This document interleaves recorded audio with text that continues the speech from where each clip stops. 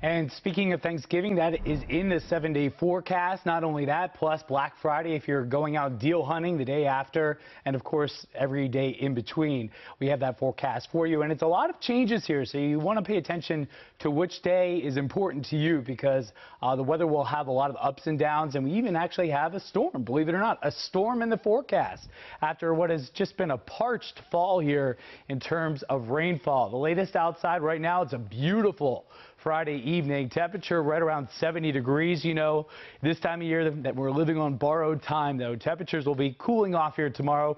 Nothing extreme here. We're talking about highs in the upper 50s. That's average for this time of year, but it is a setback from the last 2 days where we have been in the 70s. Not to mention the wind tomorrow stays aggressive all day long, so it's one of those days where that gust is 30, 35 miles per hour, so really hold on to the steering wheel and watch out with all the leaves down here on the ground. Otherwise, next week, two big stories. The first story will be the rain and the wind that comes in Tuesday into Wednesday morning.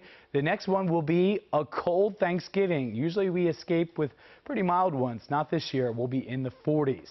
You can find the cold front on the map this afternoon pretty easily. 47 in Cleveland, 56 in Pittsburgh.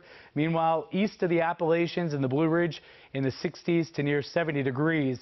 There it is. That's the blue line. And what I like to see here is look how there's nothing going on beyond that blue line. It is quiet. There's barely a cloud in the sky, which means this cold front comes through clean. There's no messiness behind it, which means we have a sunny weekend ahead.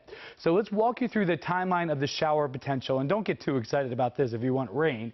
It may dampen the ground just a bit here, especially out toward Washington County. But the timeline looks like anywhere between 10 p.m. and midnight here, the best chance of showers in and around Baltimore. And then the whole line kind of just falls apart. It loses its support here.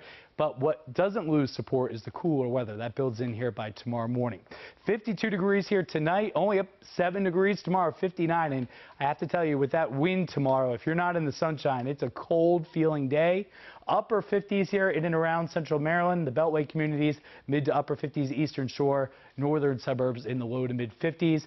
4-day forecast looks like this. We're in good shape through Monday, and then a storm system on Tuesday with a very strong jet stream. That's why I have the arrows painted here.